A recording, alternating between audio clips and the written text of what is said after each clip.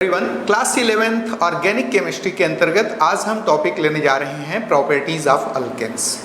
पिछले लेक्चर में हमने प्रिपरेशन मेथड्स ऑफ अल्केन्स की बात की थी।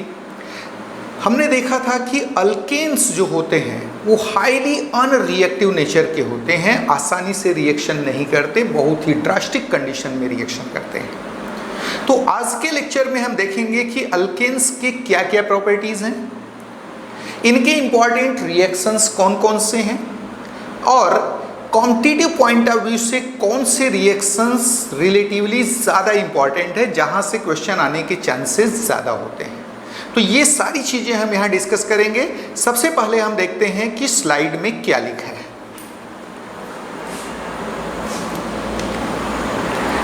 प्रॉपर्टीज ऑफ हाइड्रोकार्बन्स, स्पेशली हम बात करने वाले हैं प्रॉपर्टीज ऑफ अल्केन्स की।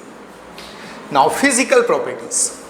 Alkenes are almost non-polar and involve a very weak van der Waals force amongst the molecules. तो जो अल्केन्स होते हैं वो ऑलमोस्ट नॉन पोलर होते हैं और यहाँ मॉलिक्यूल के बीच बहुत ही weak van der Waals force operate करता है, बहुत ही कमजोर van der Waals force operate करता है। कहाँ पर? अल्केन्स मॉलिक्यूल्स के बीच। Due to very weak van der Waals force amongst the molecules, the first four members of alkenes, that is C1 to C4, are gases। बहुत ही खास चीज, alkanes के जो फर्स्ट फोर मेंबर्स हैं, methane, ethane, propane and butane, these are gases. क्यों gas हैं? क्योंकि molecules के बीच बहुत ही weak van der Waals force operate कर रहा है। आगे देखिए, नेक्स्ट 13 मेंबर्स, अगले 13 मेंबर्स यानी C5 to C17 are colourless liquids while higher members are colourless solid at room temperature. तो आपने देखा कि जो अल्केन्स हैं उनके फर्स्ट फोर मेंबर्स क्या हैं? गैसेस हैं at room temperature. Next 13 members क्या हैं? लिक्विड्स हैं, कलरलेस लिक्विड्स हैं। और हायर मेंबर्स जो हैं वो कलरलेस सॉलिड हैं at room temperature. Next properties देखिए, physical property. Being non-polar in nature, alkanes are insoluble in water, but they are fairly soluble in organic solvents like carbon tetrachloride, ether, benzene, etc. like dissolves like। तो जो alkanes हैं चूंकि non polar nature के हैं, ये polar solvent, याद रहे water एक पोलर सॉल्वेंट है, तो ये वाटर में कैसे होते हैं? इन जनरल इनसॉल्युबल होते हैं। याद होगा सॉल्युबिलिटी के लिए जो फार्मूला ऑपरेट करता है वो है लाइक डिजॉल्व्स लाइक, समान समान को घोलता है। तो ये ऑर्गेनिक कंपाउंड्स हैं, वाटर इनऑर्गेनिक सॉल्वेंट है, लाइकनेस नहीं है यहां पर। साथ में आप देख रहे हैं कि वाटर पोलर सॉल्वेंट है, जबकि ये कैसे हैं? नॉन पोलर हैं। तो नेचुरली ये वाटर में डिसॉल्व नहीं होते, वाटर सॉल्युबल नहीं होते, क्योंकि ये नॉन पोलर नेचर के हैं। यहां पर लाइकनेस नहीं है, वाटर और अल्केन्स के बीच लाइकनेस देखने को नहीं मिल रहा है, जबकि डिसॉल्यूशन के लिए एक यूनिवर्सल फार्मूला है लाइक डिसॉल्व्स लाइक का। चलिए आगे बढ़ रहे हैं।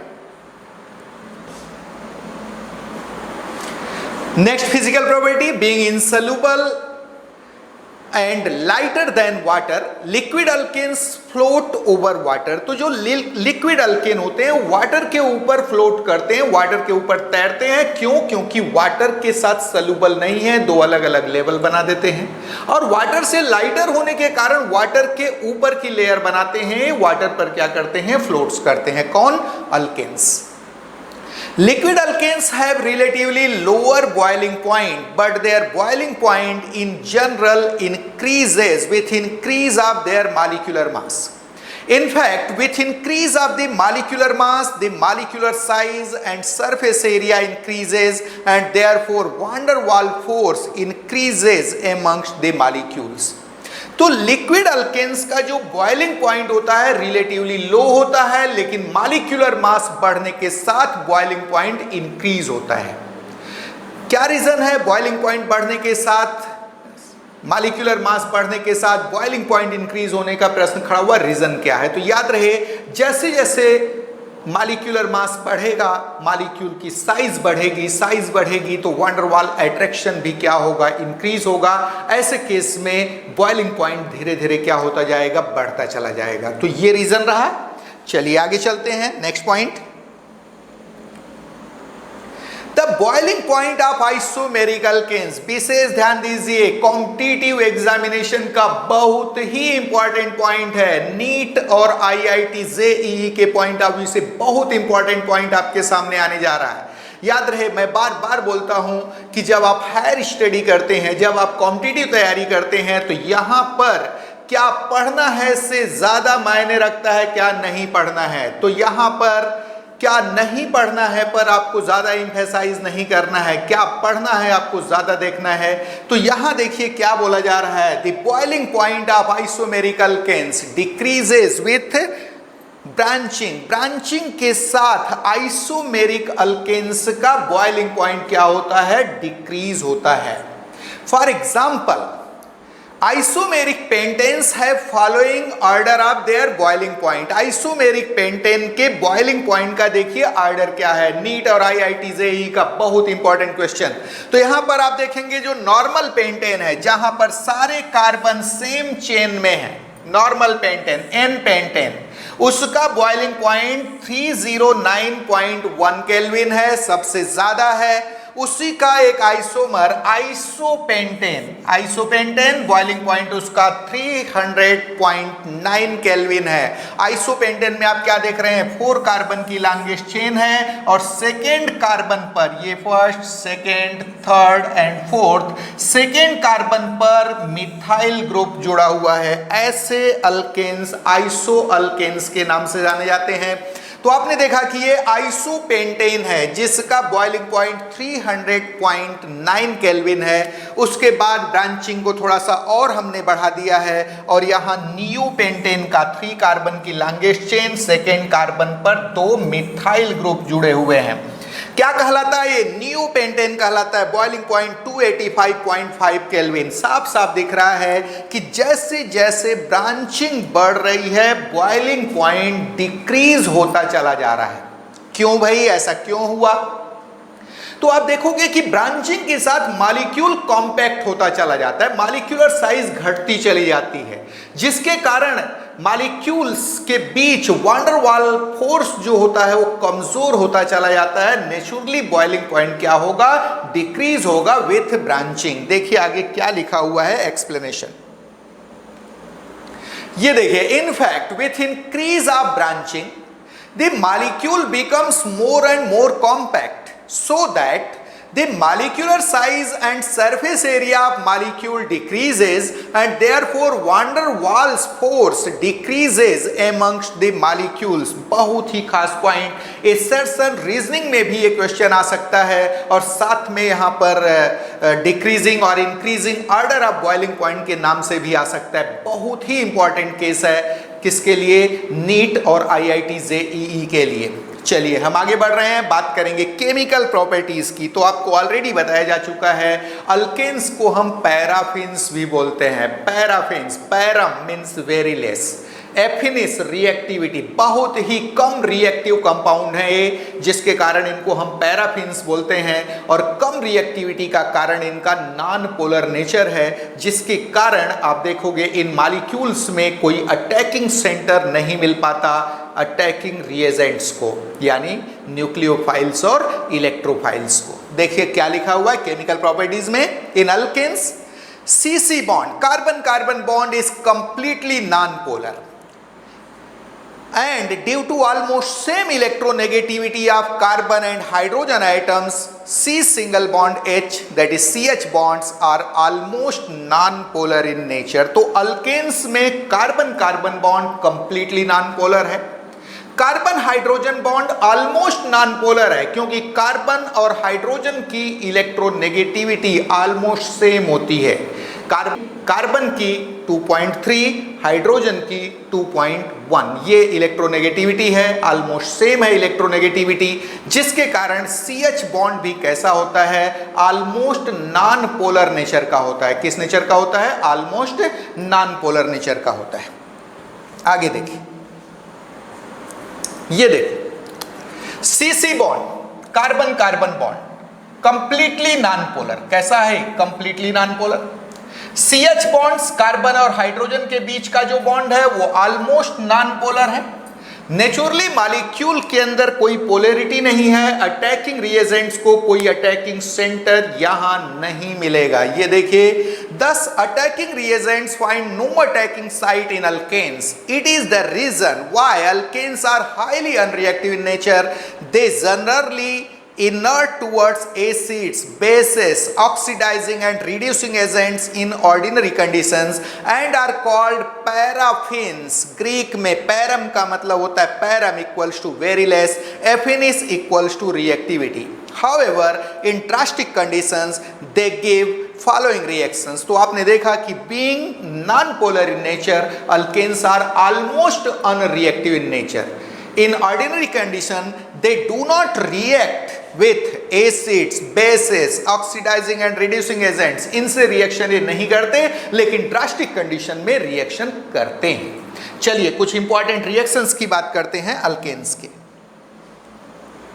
नाउ सब्स्टिट्यूशन रिएक्शंस, पहली कैटेगरी सब्स्टिट्यूशन रिएक्शंस। अल्केन्स का मोस्ट कॉमन रिएक्शन है, आपको मालूम है सैचुरेटेड कंपाउंड्स का most common reaction substitution reactions होते हैं, जबकि अनसैचुरेटेड कंपाउंड्स का most common reaction addition reactions होते हैं। तो यहां पर सब्स्टिट्यूशन रिएक्शंस में पहला केस हम ले रहे हैं हैलोजिनेशन। बहुत ही इंपॉर्टेंट रिएक्शन है अल्केन्स का हैलोजिनेशन। देखिए क्या लिखा है, when lower alkanes methane and ethane are reacted with halogens chlorine or bromine at 523 to 673 Kelvin temperature are in presence of ultraviolet light, there all the hydrogen atoms get successively replaced by halogen atoms and a mixture of all the possible halogen derivatives is obtained. तो आपको बताया गया कि when lower alkanes methane and ethane are reacted with halogens, especially chlorine and bromine से reaction करवाते हैं lower alkanes का, तो उनके जितने हाइड्रोजन आइटम्स होते हैं सक्सेसिवली क्रम से रिप्लेस कर दिए जाते हैं हैलोजन आइटम्स के द्वारा, and all the possible halogen derivatives, सारे पॉसिबल हैलोजन डेरिवेटिव्स का मिक्सचर बनता है। ठीक है, एग्जाम्पल देखिए, for example chlorination of methane gives a mixture of mono, di, tri and tetra chloromethane. तो जब आप मीथेन का क्लोरीनेशन कराते हो तो mono, di, tri and tetra chloromethane का मिक्सचर बनता है। ये देखिए मीथेन, सी के साथ 4 हाइड्रोजन लगे हुए हैं, CH, this one CH and CH। इसको आपने ट्रीट किया क्लोरीन के साथ अल्ट्रावायलेट लाइट के प्रेजेंस में, और temperature is relatively higher 523 to 673 kelvin.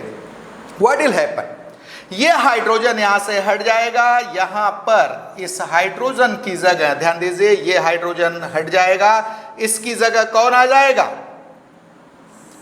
इसकी जगह आ जाएगा क्लोरीन एटम, HCl बाहर हुआ, CH3Cl बन गया, मोनोक्लोरोमीथेन। किसका फॉर्मेशन हो गया, मोनोक्लोरोमीथेन का।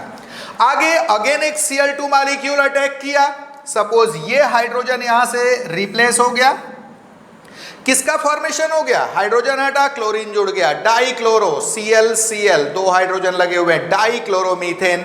अगेन एक क्लोरीन मॉलिक्यूल का अटैक हुआ, एक HCl बाहर हुआ, सपोज ये हाइड्रोजन अगले स्टेप में हटेगा, किसका फॉर्मेशन हो जाएगा, ट्राइक्लोरोमीथेन का। किसका, ये देखिए ट्राइक्लोरोमीथेन बन गया, 3 क्लोरीन लगे हुए हैं। अगेन Cl2 का अटैक हुआ, HCl बाहर निकला, इस बार ये हाइड्रोजन आइटम भी बाहर निकल गया और फॉर्मेशन हो गया टेट्राक्लोरोमीथेन का। तो आपने देखा कि जब लोअर अल्केन्स को हैलोजेंस के साथ ट्रीट करते हैं इन presence of ultraviolet light or at relatively high temperature, there all the hydrogen atoms are successively replaced by halogen atoms and a mixture of all the possible halogen derivatives is obtained. Clear है, ये reaction ध्यान दीजिए mechanism point of view से बहुत ही important reaction है। Competitive examination में, NEET में, आईआईटी में इस पॉइंट से क्वेश्चंस यूजुअली पूछे जाते हैं। बिल्कुल लाइन टू लाइन आप इसका मैकेनिज्म रट डालिए। ये एग्जांपल है फ्री रेडिकल मैकेनिज्म का। किसका? फ्री रेडिकल मैकेनिज्म का। आपको याद करना पड़ेगा कि किस किस रिएक्शन में फ्री रेडिकल रिएक्शन इंटरमीडिएट्स होते हैं, कहां पर कार्बोनियम आयंस रिएक्शन इंटरमीडिएट्स होते हैं, कहां पर कार्बन आयंस रिएक्शन इंटरमीडिएट्स होते हैं। रिएक्शन इंटरमीडिएट बेस्ड क्वेश्चन भी कॉम्पिटिटिव एग्जामिनेशन में पूछे जाते हैं। तो एक बहुत ही इंपॉर्टेंट केस आपके सामने आया है फ्री रेडिकल मैकेनिज्म का, that is halogenation of alkanes. Clear है? ये देखिए mechanism. This reaction is the example of free radical substitution and involves following steps. किसका एग्जांपल है? तो halogenation of alkanes is the example of free radical substitution. यानी ये ऐसा substitution है जहां पर फ्री रेडिकल्स बनेंगे एज रिएक्शन इंटरमीडिएट्स। क्लियर है? अब इसके स्टेप्स कौन कौन से हैं? तो पहला स्टेप है चेन इनिशिएशन। एक चीज ध्यान देना, यहां पर कई बार कॉम्पिटिटिव एग्जामिनेशन में कई सारे स्टेप्स दे करके पूछता है, इनमें से चेन इनिशिएशन कौन सा है, इनमें से चेन प्रोपेगेशन कौन सा है, चेन टर्मिनेशन कौन सा है।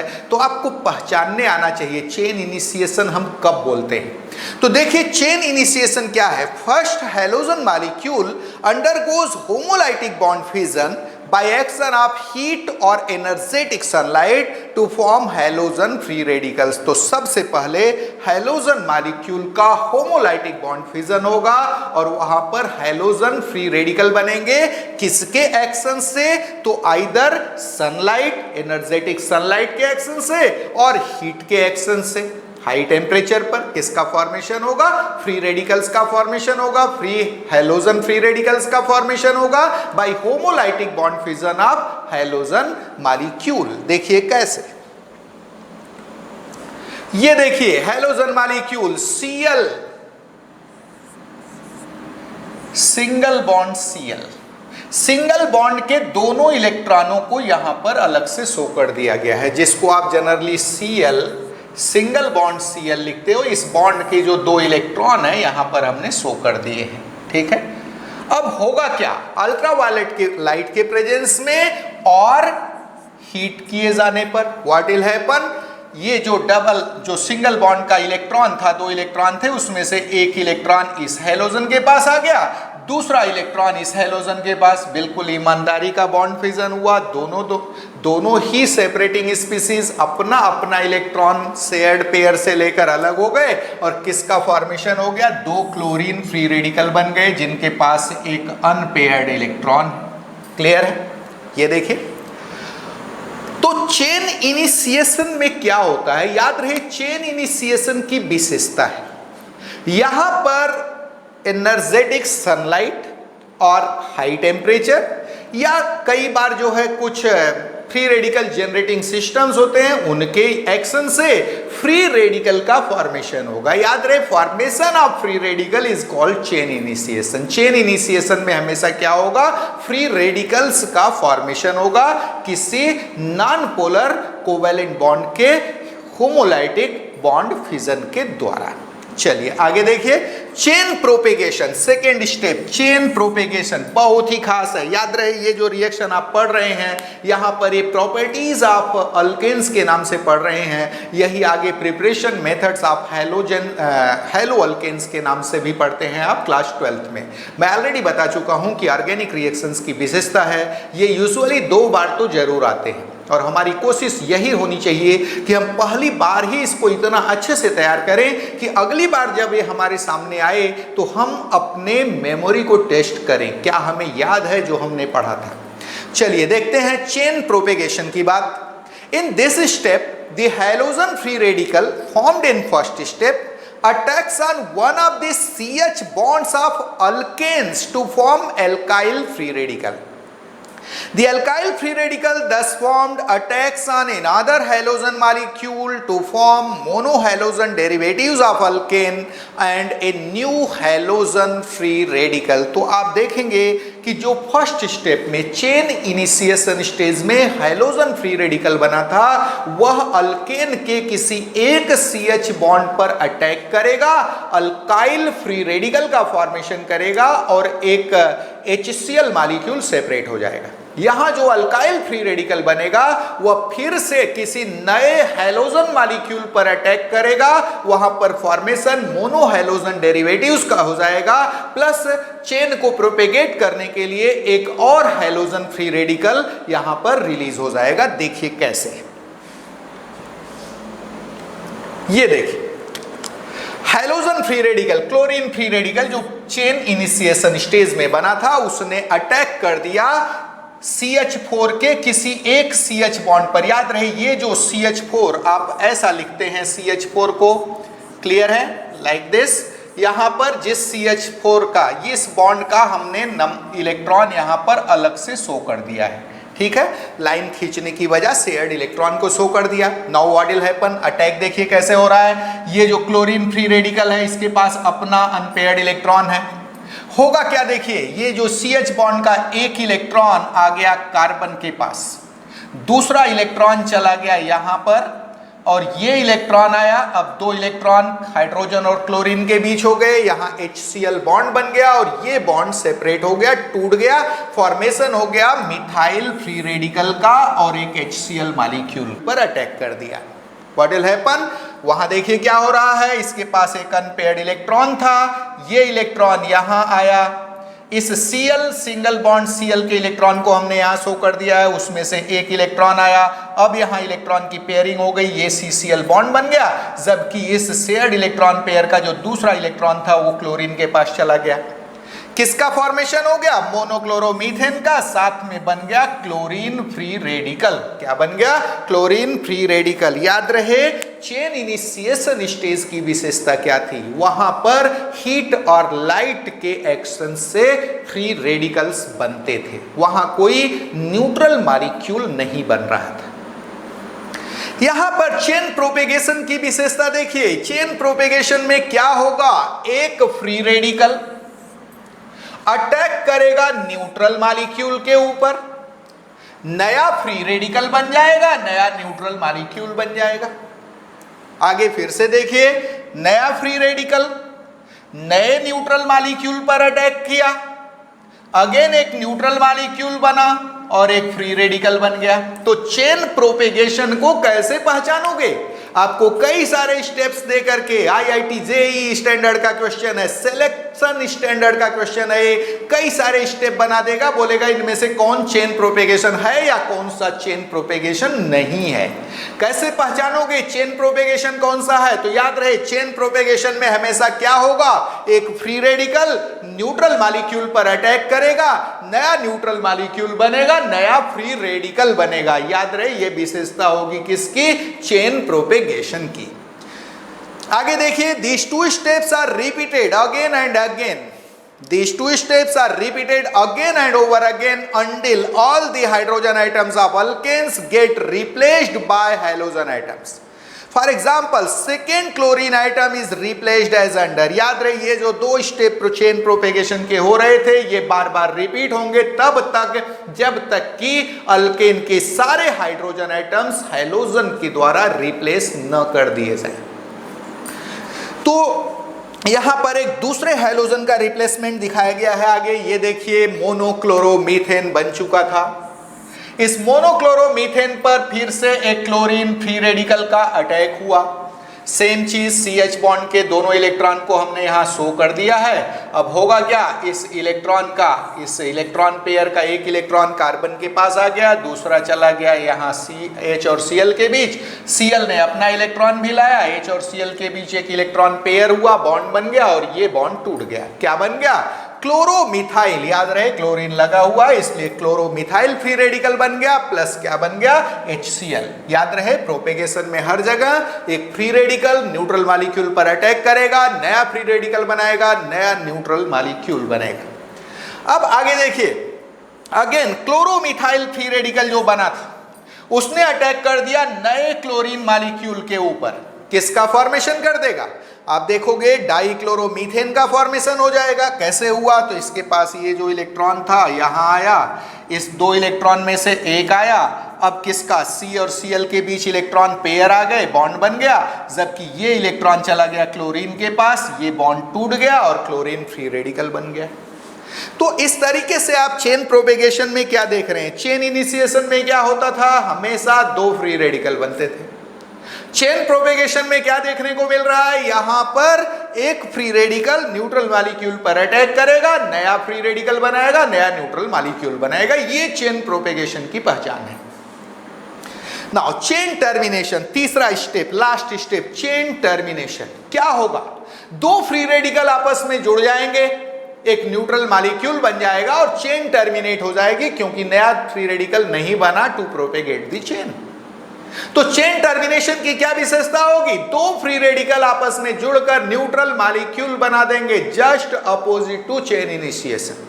चेन इनिशिएशन में दो फ्री रेडिकल्स बन रहे थे, चेन टर्मिनेशन में दो फ्री रेडिकल जुड़ करके न्यूट्रल मॉलिक्यूल बना देंगे। चेन प्रोपेगेशन की क्या विशेषता होगी? एक फ्री रेडिकल न्यूट्रल मॉलिक्यूल पर अटैक, नया फ्री रेडिकल, नया न्यूट्रल मॉलिक्यूल। ये तो इनको पहचानना आना चाहिए आपको, क्योंकि कॉम्पिटिटिव पॉइंट ऑफ व्यू से बहुत ही इंपॉर्टेंट फैक्ट है। याद रहे जब आप तैयारी करते हैं, याद रहे क्लास 11th या 12th की तैयारी के साथ अगर आप कॉम्पिटिटिव पॉइंट को जोड़ रहे हैं तो सिर्फ आपको एप्लीकेशन पार्ट को जोड़ते जाना है। आपको अप्लाई करने आता है कि नहीं, अगर आप अप्लाई करना सीख जाते हैं तो क्वेश्चन आप बड़े इजीली बना लेते हैं। ठीक है, तो चेन टर्मिनेशन क्या है? In this step two free radicals combine together to form a neutral molecule so that the chain gets terminated. तो यहां पर दो फ्री रेडिकल्स आपस में कॉम्बिनेशन करके एक न्यूट्रल मॉलिक्यूल बना देंगे, जिसके कारण चेन क्या हो जाएगी? टर्मिनेट हो जाएगी, चेन वहीं पर खत्म हो जाएगी। ये देखिए, अब दो फ्री रेडिकल, सपोज क्लोरीन के फ्री रेडिकल दोनों हैं, दोनों क्लोरीन फ्री रेडिकल हैं, जुड़ गए तो Cl सिंगल बॉन्ड Cl बन जाएगा। Methyl free radical chlorine free radical से जुड़ गया तो क्या? क्लोरोमीथेन बन जाएगा। ऐसे ही दो मिथाइल फ्री रेडिकल आपस में जुड़ गए तो यहां पर दोनों के बीच सिंगल बॉन्ड, किसका फॉर्मेशन हो जाएगा? ईथेन का। याद रहे मीथेन के क्लोरीनेशन में स्लाइट अमाउंट में, ट्रेस अमाउंट में ईथेन का भी फॉर्मेशन होता है। कॉम्पिटिटिव पॉइंट ऑफ व्यू से बहुत ही इंपॉर्टेंट फैक्ट। और ईथेन का फॉर्मेशन इस बात का एविडेंस है कि ये रिएक्शन फ्री रेडिकल मैकेनिज्म को फॉलो करता है। Halogenation of alkanes follows free radical mechanism. ये इसका एविडेंस, सबसे बड़ा एविडेंस ये है कि हैलोजिनेशन ऑफ मीथेन में कुछ अमाउंट में, ट्रेस अमाउंट में ईथेन का भी फॉर्मेशन होता है। The formation of trace amount of ethane in chlorination of methane is a sound evidence। याद रखना, वर्ड पर विशेष ध्यान दीजिए, साउंड एविडेंस। ये जो आपके नोट्स बनाए गए हैं, जो पीपीटीज बनाए गए हैं, एक एक वर्ड पर ध्यान दिया गया है। कोशिश किया गया है कि कुछ भी यहाँ पर कुछ भी अननेसेसरी ना आए। एक एक वर्ड को चुन करके रखा गया है और उनका अपना मतलब है, इंपॉर्टेंस है। क्योंकि हायर स्टडी जब आप करते हैं, कॉम्पिटिटिव स्टडी जब आप करते हैं, तो क्या पढ़ना है से ज़्यादा मायने रखता है क्या नहीं पढ़ना है। और हमने पूरा कोशिश किया है कि जो नहीं पढ़ना है उसे सेग्रीगेट कर दिया जाए, यहाँ पर अननेसेसरी न लाया जाए। क्लियर है? तो आपने क्या देखा? The formation of a trace amount of ethane in chlorination of methane is a sound evidence about the free radical mechanism of this reaction. तो इस रिएक्शन में कम अमाउंट में, ट्रेस अमाउंट में ईथेन का फॉर्मेशन एक साउंड एविडेंस है इस बात का कि ये रिएक्शन फ्री रेडिकल मैकेनिज्म को फॉलो करता है। चलिए आगे बढ़ रहे हैं। Now bromination is similar to chlorination but it occurs at relatively slower rate. जो ब्रोमिनेशन है वह क्लोरिनेशन के ही समान होता है, लेकिन रेट थोड़ा स्लोअर होता है। बारी आती है आयोडीनेशन की, बहुत ही खास है, कॉम्पिटिटिव पॉइंट ऑफ व्यू से बहुत इंपॉर्टेंट, क्वेश्चन में कन्वर्ट होता है। Iodination of alkanes is found to be reversible. याद रहे, chlorination and bromination of alkanes is not reversible. Chlorination and bromination of methane is not reversible, but iodination is reversible. क्यों reversible है, आगे reason भी मिलेगा। तो iodination of alkanes is found to be reversible. किस nature का होता है, रिवर्सिबल नेचर का होता है। In fact HI formed in iodination being strong reducing agent, इस वर्ड पर ध्यान दीजिए, assertion रीजनिंग में क्वेश्चन आ सकता है और साथ में ऑब्जेक्टिव क्वेश्चन में भी कन्वर्ट हो सकता है। तो HI formed in iodination being strong reducing agent reduces alkyl halide formed in the reaction back to alkane and therefore makes the reaction reversible। तो इस रिएक्शन में आयोडिनेशन में जो HI बनता है वह स्ट्रॉन्ग रिड्यूसिंग एजेंट होता है, इसलिए जो आयोडो अल्केन बना है उसको तुरंत रिड्यूस करके अल्केन में कन्वर्ट कर देता है, रिएक्शन को रिवर्सिबल बना देता है। अब अगर हमको इस रिवर्सिबिलिटी को रोकना है तो क्या करना होगा, हमको कुछ ऐसा करना पड़ेगा कि HI जैसे ही बने उसको वहां से हटा दिया जाए ताकि वह रिड्यूसिंग एजेंट का काम न कर सके, वह आयोडो अल्केन को रिड्यूस करके फिर से अल्केन न बनाए। तो देखिए क्या करते हैं। Hence, iodination is carried out in presence of a strong oxidizing agent such as concentrated nitric acid। रट लीजिए, स्ट्रॉन्ग ऑक्सीडाइजिंग एजेंट के एग्जांपल आपके सामने आए हैं। आयोडिनेशन किसके प्रेजेंस में करवाया जाता है, such as concentrated nitric acid और आयोडिक एसिड, इनके प्रेजेंस में हमेशा आयोडिनेशन कराया जाएगा, क्योंकि ये जो होंगे वह बनने वाले HI को तुरंत डिकम्पोज कर देंगे, जिसके कारण रिएक्शन रिवर्सिबल होने से बच जाएगा। चलिए आगे बढ़ रहे हैं। ये देखिए कैसे होता है ये CH4 प्लस I2। जब आपने आयोडिक एसिड यूज किया एक स्ट्रॉन्ग ऑक्सीडाइजिंग एजेंट तो रिएक्शन इरिवर्सिबल नेचर का हो गया, CH3I प्लस HI बनेगा। इस HI को एक्चुअल में HiO3 डिकम्पोज कर देता है और रिएक्शन को रिवर्सिबल होने से बचाता है। एसर्शन और रीजनिंग में क्वेश्चन आ सकता है, विशेष ध्यान देना। क्या लिखा है here, concentrated nitric acid and iodic acid decompose the HI formed back to iodine and therefore prevent the reversibility of the reaction। ये देखिए HiO3 प्लस 5HI क्या बनाया, 3I2 प्लस 3H2O, HI को डिकम्पोज कर दिया, किसने, HiO3 ने। Same phenomena HNO3 भी करता है। चलिए आगे बढ़ रहे हैं हम। नाउ ये तो अभी तक हमने बात किया लोअर अल्केन्स, स्पेशली मीथेन और इथेन के हेलोजिनेशन का, जिसमें हमने क्लोरीनेशन, ब्रोमिनेशन, आयोडिनेशन तीनों को बड़ी ही बारीकी से चेक किया। अब हम बात कर रहे हैं हायर अल्केन्स के हेलोजिनेशन का, बहुत ही खास कॉम्पिटिटिव पॉइंट ऑफ व्यू से बहुत इंपॉर्टेंट, यूजुअली हर साल क्वेश्चन यहां से आता है। देखिए क्या बोल रहा है, higher alkanes on halogenation give a mixture of all the possible mono substitution product। जो हायर अल्केन्स होते हैं वो हैलोजिनेशन पर जितने पॉसिबल मोनो सब्स्टिट्यूशन प्रोडक्ट है, याद होगा lower alkanes all the possible halogen derivatives के मिक्सचर बनाते थे, मोनो, डाई, ट्राई, टेट्रा, जबकि higher alkanes all the possible mono substitution, mono halogen compound का फॉर्मेशन करेंगे, जितने पॉसिबल मोनो सब्स्टिट्यूशन प्रोडक्ट हैं उन सबको बनाएंगे। For example propane on chlorination, अगर आपने प्रोपेन का क्लोरीनेशन कराया, gives a mixture of 1 chloro and 2 chloropropane where 2 chloropropane is major product. ये देखिए प्रोपेन CH3 CH2 CH3। यहां पर अगर आप देखें तो 2 टाइप के हाइड्रोजन अवेलेबल हैं। ये जो हैं ये प्राइमरी हाइड्रोजन है, प्राइमरी कार्बन से जुड़े हुए, और ये सेकेंडरी हाइड्रोजन। अगर कोई एक प्राइमरी हाइड्रोजन निकल जाता है तो किसका फॉर्मेशन हो जाएगा, मोनोक्लोरो 1 क्लोरो प्रोपेन का। किसका फॉर्मेशन होगा, 1 क्लोरोप्रोपेन का, चाहे यहां से निकले या यहां से निकले। और अगर सेकेंडरी हाइड्रोजन हट गया तो फॉर्मेशन हो जाएगा 2 क्लोरोप्रोपेन का, और यहां पर जो 2 क्लोरोप्रोपेन होता है वह मेजर प्रोडक्ट होता है। क्यों मेजर प्रोडक्ट होता है, इसका भी खास रीजन है, आगे देखिए क्या। Here the order of ease of replacement competitive question में कन्वर्ट होता है, विशेष ध्यान दीजिए। Here the order of ease of replacement of different types of hydrogen atoms is as under। different types of hydrogen atoms के replace होने का जो order है, ऑर्डर की जो सरलता है वो ये है, क्या है, 3 degree is greater than 2 degree is greater than 1 degree, यानी सबसे इजिली कौन सा हाइड्रोजन रिप्लेस होता है, तो टर्शियरी हाइड्रोजन, टर्शियरी कार्बन से जुड़ा हाइड्रोजन।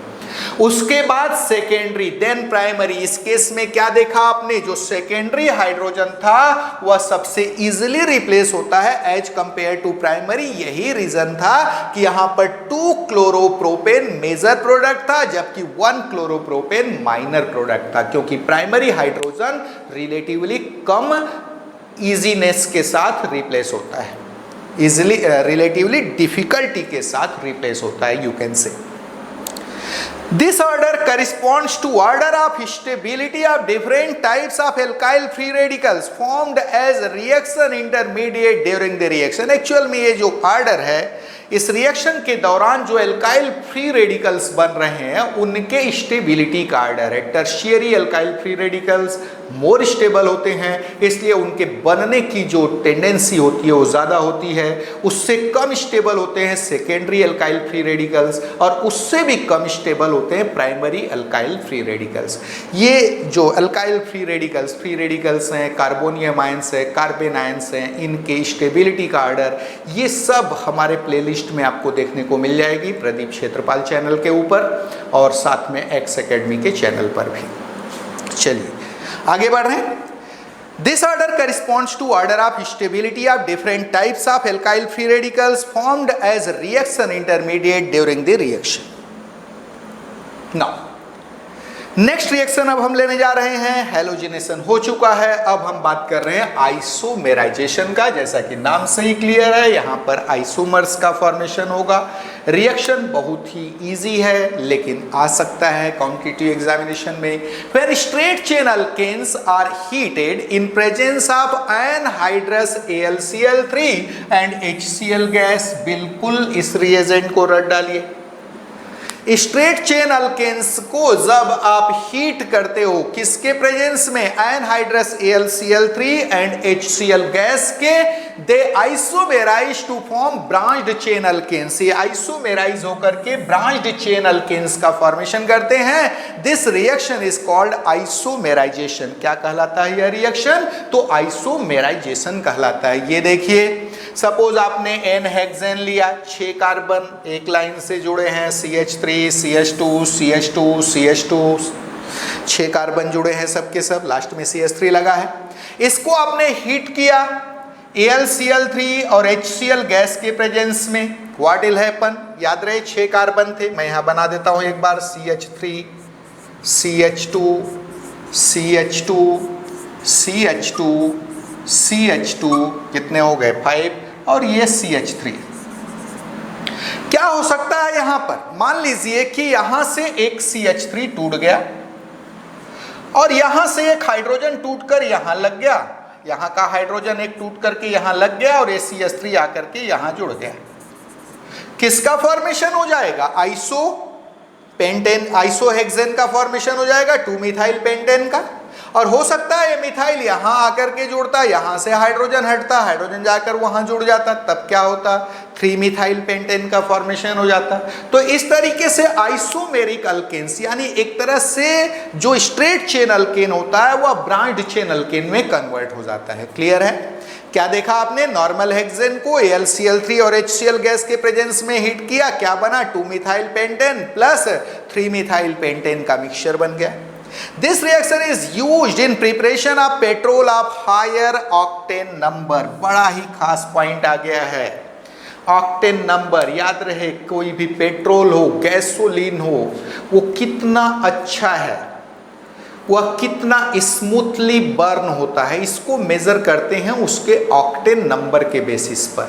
जो हायर ऑक्टेन नंबर के फ्यूल्स होते हैं वो मोर सुपीरियर माने जाते हैं because they burn more smoothly and they produce less sound, वो साउंड कम प्रोड्यूस करते हैं। क्लियर है?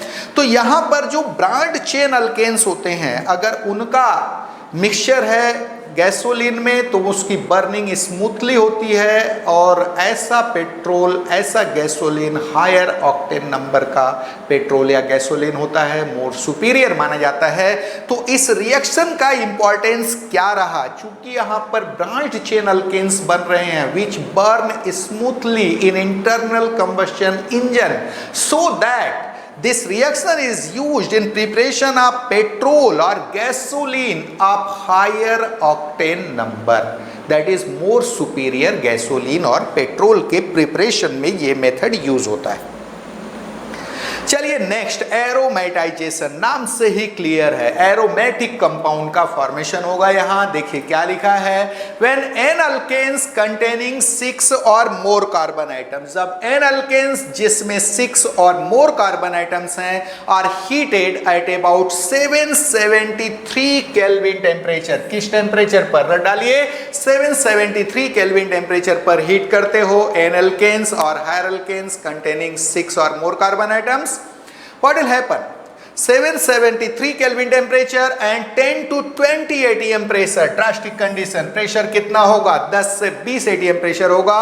In presence of oxides of vanadium, molybdenum और chromium supported over alumina, they get dehydrogenated and cyclized to form benzene and its homologues. This reaction is known as aromatization और reforming. For example, क्या देखा आपने? जब 6 और more carbon items वाले normal alkanes को आप हीट करते हो 773 केल्विन टेम्परेचर पर अंडर हाई प्रेशर आप 10 to 20 atm and in presence of, किसके प्रेजेंस में? ऑक्साइड्स ऑफ वेनाडियम, मॉलिब्डेनम और क्रोमियम, इनके ऑक्साइड्स हो सकते हैं, सपोर्टेड ओवर एल्यूमिना। तो उस केस में आप क्या देखते हैं? यहां पर डिहाइड्रोजिनेशन एंड साइक्लाइजेशन, ये दोनों साथ साथ होगा और फॉर्मेशन होगा बेंजीन एंड देयर डेरिवेटिव्स का। नेचुरली बेंजीन चूंकि एरोमेटिक कंपाउंड है, यह रिएक्शन एरोमेटाइजेशन कहलाता है या कई बार इसको रीफॉर्मिंग बोलते हैं। आजकल इस रिएक्शन में प्लेटिनम कैटलिस्ट का यूज होने लगा, इसलिए रिफॉर्मिंग को कई बार प्लेटफॉर्मिंग भी बोलते हैं। Platforming because platinum is being used as catalyst. देखिए क्या लिखा है आगे।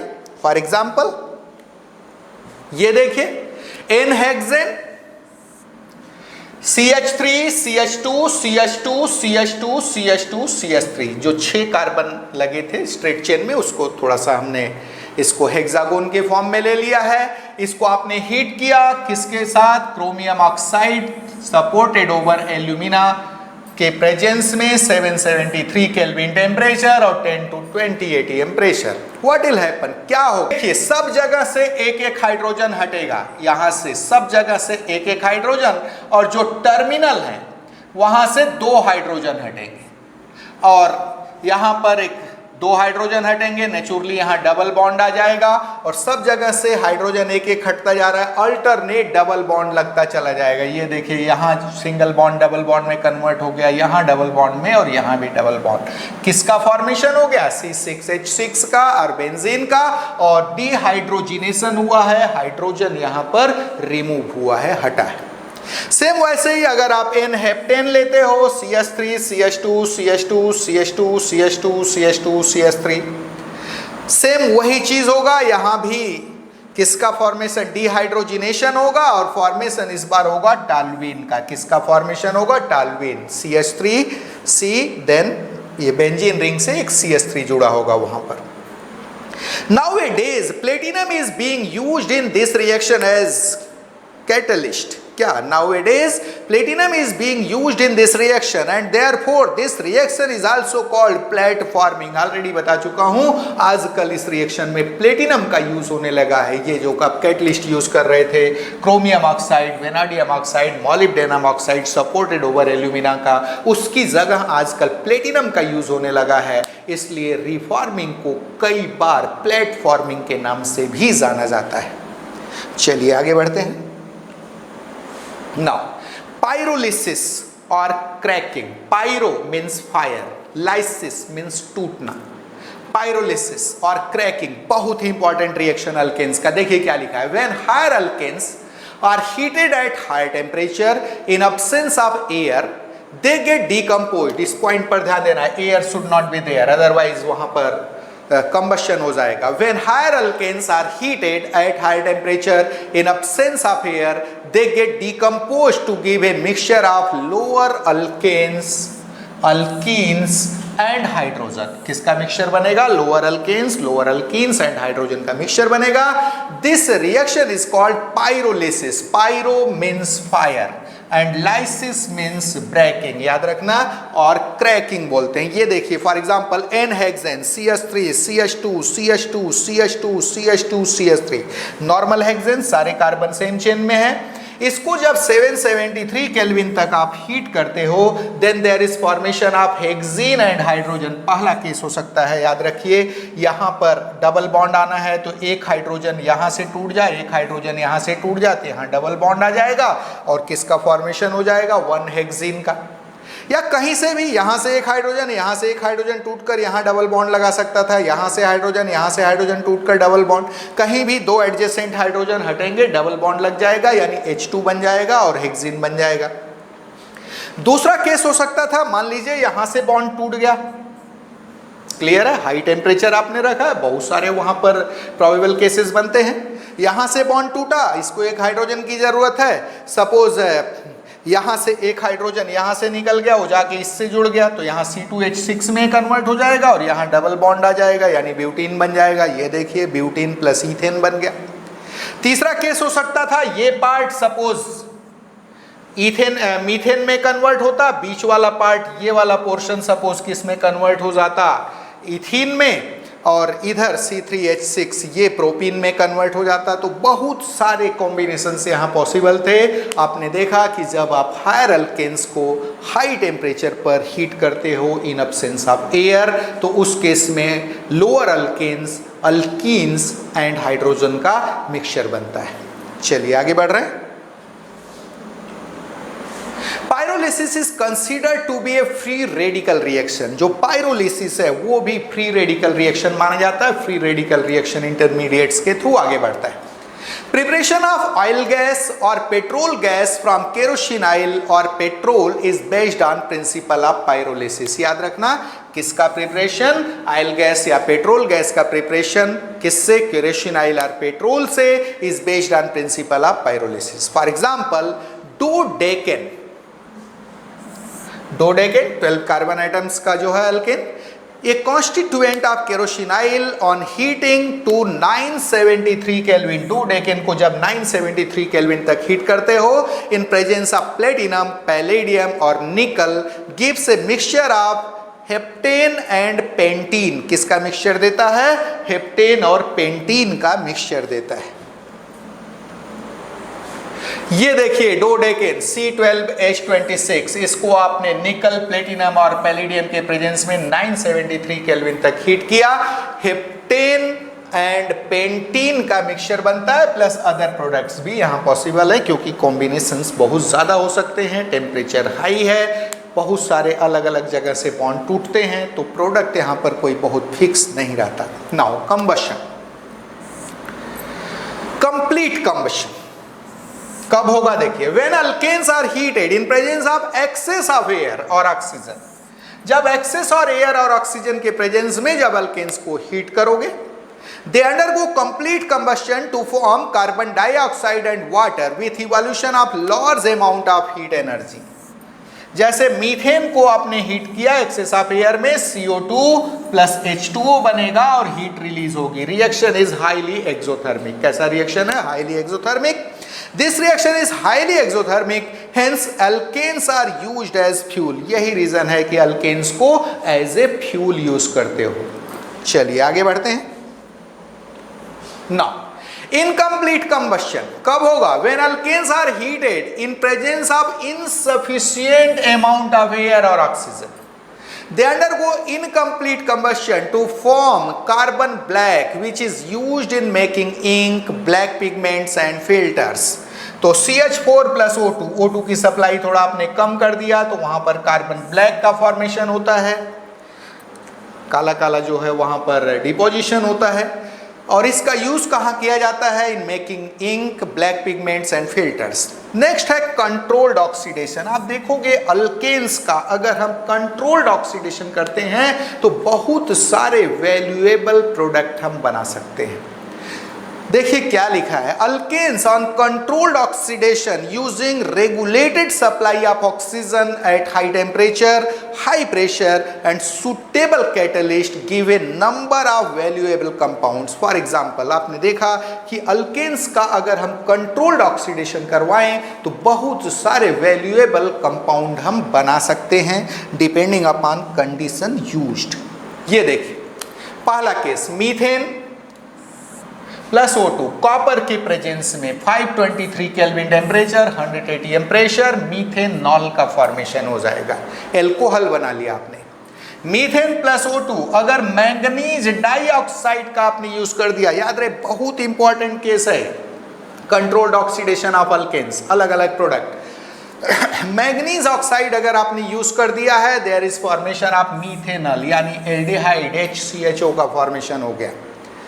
ऐसे ही ईथेन का अगर आप ऑक्सीडेशन, कंट्रोल्ड ऑक्सीडेशन कराते हो मैंगनीज एसीटेट के प्रेजेंस में, तो वहां पर इथेनोइक एसिड यानी एसिटिक एसिड का फॉर्मेशन होता है। तीनों को रट लेना, किस कंडीशन में क्या बनता है। यहाँ जो कैटलिस्ट यूज हो रहा है वो बहुत मायने रखता है, कॉम्पिटिटिव एग्जामिनेशन में पूछा जाता है। In general, alkanes are very resistant to oxidation. However, alkanes containing tertiary hydrogen on oxidation with KMnO4 give corresponding alcohol. तो in general alkanes oxidation के लिए बहुत ज़्यादा resistant होते हैं, लेकिन जिनमें tertiary hydrogen है उसका अगर आप केमिकल, ये सब कैटालिटिक ऑक्सीडेशन थे, केमिकल ऑक्सीडेशन कराते हो KMnO4 जो कि एक ऑक्सीडाइजिंग, स्ट्रॉन्ग ऑक्सीडाइजिंग एजेंट है, उसके द्वारा अगर ऑक्सीडेशन आप करवाते हो तो वहां पर करिस्पॉन्डिंग एल्कोहल का फॉर्मेशन होगा। जो टर्शियरी हाइड्रोजन है वो OH ग्रुप में कन्वर्ट हो जाएगा। बहुत ही खास केस है। ये देखिए isobutane CH3 CH3 CH3 CH, ये टर्शियरी हाइड्रोजन है। कैसे भाई? क्योंकि ये टर्शियरी कार्बन है, 3 डिग्री ऐसा कार्बन जो 3 कार्बन से जुड़ा हो, और टर्शियरी कार्बन से जुड़ा हाइड्रोजन टर्शियरी हाइड्रोजन। KMnO4 याद रहे केमिकल ऑक्सीडेशन करवा रहे हो, केमिकल आपने यूज किया है, कैटालिटिक ऑक्सीडेशन नहीं है। ये जो CH था वो COH में कन्वर्ट हो गया है। किसका फॉर्मेशन हो गया? आइसोब्यूटाइल अल्कोहल का। बहुत ही इंपॉर्टेंट रिएक्शन, आपसे पूछ सकता है कि किस रिएजेंट का यहाँ यूज किया जा रहा है। चलिए reaction with steam, methane reacts with steam at 1273 kelvin temperature, रट लेना 1273 kelvin temperature in presence of nickel catalyst to form carbon monoxide and hydrogen. बड़ा ही खास है, मीथेन को जब आप स्टीम से ट्रीट कराते हो निकल के प्रेजेंस में 1273 केल्विन टेम्परेचर पर, तो कार्बन मोनोऑक्साइड और हाइड्रोजन बनता है। This method is used for the industrial preparation of hydrogen gas. ये रिएक्शन हाइड्रोजन गैस के इंडस्ट्रियल प्रिपरेशन में यूज होता है। तो आज के लेक्चर में हमने पूरा कवर करने की कोशिश किया है प्रॉपर्टीज ऑफ अल्केन्स को, सारे इंपॉर्टेंट रिएक्शंस को हमने डिस्कस किया और उन सारी बारीकियों की बात की जो कॉम्पिटिटिव पॉइंट ऑफ व्यू से बहुत इंपॉर्टेंट थे। ये जो आपको पढ़ाया गया इसका PDF नोट्स आपको chemistryforcompetition.com, ये जो हमारी साइट है बिल्कुल नोट कर लीजिए, chemistryforcompetition.com या www.xacademy.in, ये हमारी हमारी दूसरी साइट है, यहाँ पर मिल जाएगा। वीडियो लेक्चर आपको प्रदीप क्षेत्रपाल यूट्यूब चैनल और साथ में एक्स एकेडमी यूट्यूब चैनल पर मिलेंगे। और मोबाइल ऐप हमारा एक्स एकेडमी का है, आप इसको डाउनलोड कर सकते हैं। इस ऐप के थ्रू आप अपने क्वेश्चन, इस ऐप पर जो भी क्वेश्चन डाले गए हैं वो सब मैंने खुद प्रिपेयर करके, जो इम्पॉर्टेंट क्वेश्चन है उनको सेग्रीगेट करके डाला है। बहुत ही यूज़फुल ऐप है, उससे आप जा कर के जो है अपने टेस्ट की तैयारी कर सकते हैं। तो आज के लेक्चर में बस इतना ही, बाकी चीज़ें हम नेक्स्ट लेक्चर में डिस्कस करेंगे। Thank you.